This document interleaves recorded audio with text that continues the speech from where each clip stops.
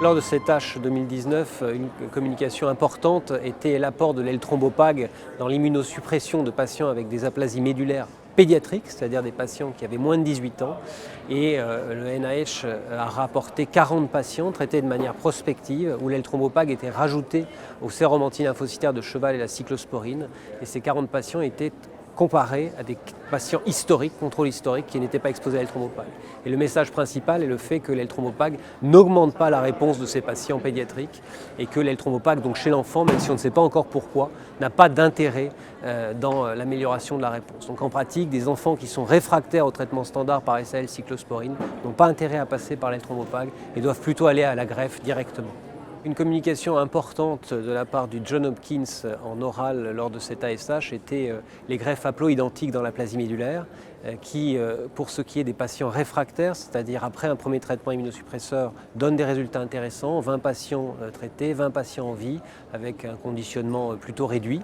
Et en revanche, une autre communication au même endroit, donc la même communication, l'autre partie était dédiée à 17 patients qui avaient été traités en première intention. Et là, finalement, des résultats que je trouve mitigés. 17 patients, 2 décès, ce qui signifie que si on avait fait un traitement immunosuppresseur, ces patients seraient très certainement en vie, avec des problèmes de non-prise et la nécessité d'augmenter la radiothérapie dans le conditionnement à 4 grès, ce qui peut entraîner des complications à long terme. Donc là, vraiment, cette communication a apporté un message pour les patients réfractaires où l'haploïdentique, la greffe haploïdentique peut vraiment être importante.